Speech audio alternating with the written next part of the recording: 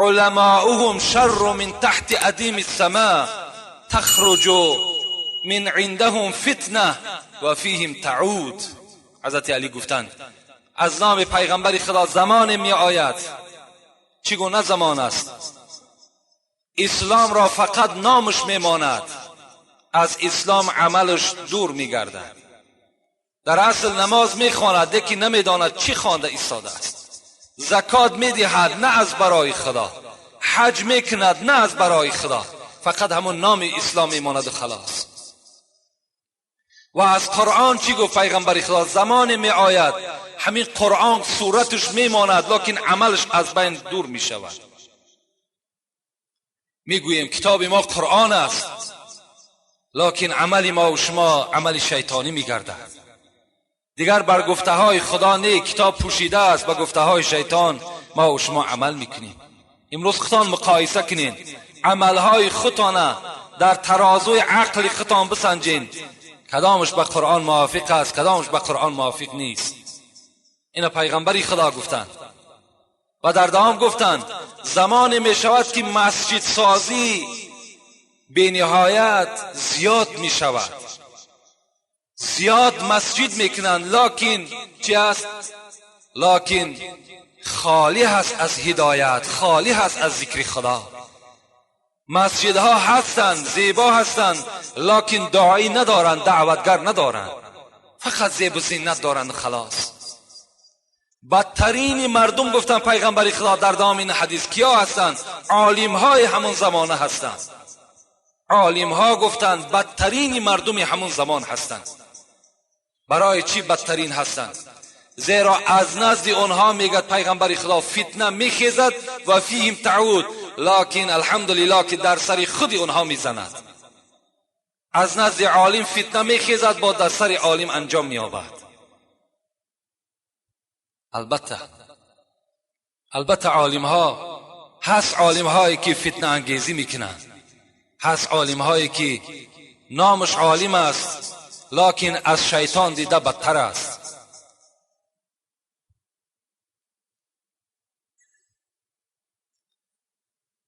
این من اشراط ساعه. دیگر پیغمبر خدا چی گفتند؟ دیگر از نشانه قیامت گفتند پیغمبر خدا چی است؟ یرفع العلم و یثبت الجهل و یشرب الخمر و یظهر الزنا و یکثر فیها الحرج.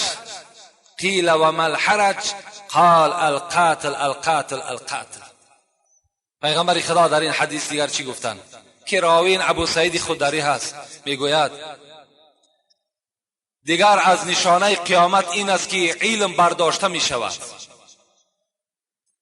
جهل، نادانی، گمراهی فراوان می شود، عرق نوشی آشکارا می شود، زنا هم مثل عرق نوشی آشکارا می شود. یعنی چگونه که الحال در خانه مسلمان های ما و شما عرق نوشی می شود، در روزهای معرکه های ما و شما آزاد آشکارا عرق می نوشند، روز می شود گفت پیغمبری خدا که زنا هم گفت در نزد تو انجام یابد. با چشم خود تو زنا را میبینی، دیگر هیچ توجه نمیکنی، مثل که امروز عرق می نوشند چگونه نگاه میکنیم. برای ما و شما هیچ مشکلاتی نیست، هیچ کدام ما و شما را آزار هم نمیدهد. زنا هم گفت زمانی میشود همچنان رواج میگیرد که در راهی که تو رفته ایستاده در همون راه زنا کردیستند در پیش چشمت، همچنان زمان میشود. و گفتن رسول اکرم حرج زیاد میشود. پرسان کردن پیغمبر خدا حرج چیست؟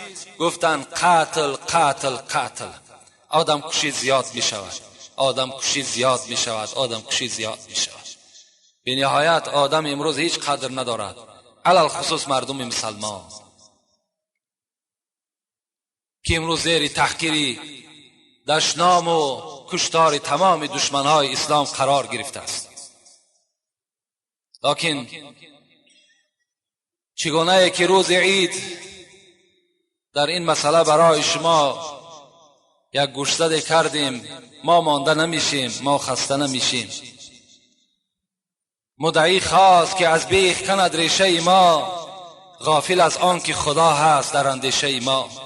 البته خداوند اندیشه ما ده هست. زمان می شود چگونه که حدیثی که در دیگر نشانه های قیامت بر شما خبر دادم که حتی سنگ فریاد میزند یا مسلم خلفی یهودیون، در پشت من یهودی است، در پشت من دشمن خداست، فقتله، بیا و یا قتل کن. این زمان می آید. رسول اکرم گفتن علم برداشته می شود. عبدالله ابن عمر ابن العاص می گوید چگونه علم برداشته می شود؟ رسول الله گفتند لا يقبض العلم انتزاعا ينتزع من العباد. خداوند علم را از سینه های ما و شما کشیده نمیگیرد. روز می شود که ما و شما عالم هستیم، دانا هستیم، سحر میخیزیم همه ما و شما گمراه و جاهل هستیم. اینا پیغمبر خدا گفتن سحر میخیزی همون عالمی که تمام علم در نزد او ظاهر بود، در وجود او بود، سحر میخیزد از او دیدن نادانتر نیست دیگر. رسول الله را سوال کردن چگونه میشود؟ گفتن خداوند علم را از سینه های شما کشیده نمیگیرد، بل یقبض العلم بقبض العلماء، بلکه علم را چنان میگیرد که عالم ها را همه را هلاک میکند. همه عالم ها از بین شما برداشته میشود. آنها به مرگ الهی از دنیا میگذرند. مادامی که عالم در بین مردم که نمان، مردم چی میشود؟ چی میشود؟ اتخذ الناس رؤوسا جهالا، مردم جاهل ها را گفت پیغمبر خدا پیشوای خود میسازند. امام های خود و پیشواهای خود آدم های جاهل میشوند. فسئلوا، و از این قوم کسی میخیزد اون جاهل میگه سوال میکند، یک فتوای میپرسد، فافتوا بغیر علم فضلوا وعزلوا. اون جاهل در حال یک سوالت یک جواب نادانانه میدهد که اون جواب نه در قرآن است در احادیث است. رسول الله گفتن فضلوا وعزلوا. اون شخص که خود جاهل است لیکن این مردم هم جاهل میگرداند. زمانی میشود اینها هم پیدا میشده است. این هم اشیاء است، این هم از اشراط ساعت است. امروز همون جاهلای ما و شما، بعضی از جاهلا در ما و شما پیشوا هستند. باور کنین بعضی مسئله ها را جوانها میآیند بر ما خبر میدهند که مولای ما هم تا گفت. از یک جانب انسان خنده میگیرد، از یک جانب انسان در غضب میشود که نخواهد که همین مسئله را چنان برای شما بیان کرده باشد. بچی مینازد بچه فلانی است، پدرش فلانی است، دادرش فلانی است یا مادرش فلانی است. اینها دیگر ناز ندارند، با اینها نازیدن دیگر لازم نیست. شاعر میگوید به بال خویش باید کرد پرواز، به بال دیگران نتوان پریدن. انسان باید به بال خودش پرواز کند. انسان باید که به محنت و زحمت خودش پرواز کند، نه مثال پدرم فلانی بود، مادرم فلانی بود، خدا رحمتشان کند. تو هم حرکت کن مثل پدر و چاو، تو هم حرکت کن مثل برادر و چاو. لا تقوم الساعه. دیگر نشانه قیامت پیغمبر گفتند یمر الرجل بقبر الرجل فیقول یا لیتنی مکانه. این در بخاری هم روایت می شود. پیغمبر خدا چی گفتند؟ گفتند دیگر نشانه قیامت این است که یک مرد به پیش قبر یک مرد دیگر میگذرد و به سوی قبر همان مرد میگوید ای پروردگار، کاش که مکان من همین مکان برادرم باشد. این از حساب مشقت و از حساب خیلی بی‌عدالتی ها و گمراهی ها آدم ها خسته می شوند، حتی تمنا میکنند که خدایا ما را داخل قبر بگردان. از زندگی بیزار می شوند، از زندگی مانده می شوند. زمانی می شود گفت که اینم بالای امتی من می آید.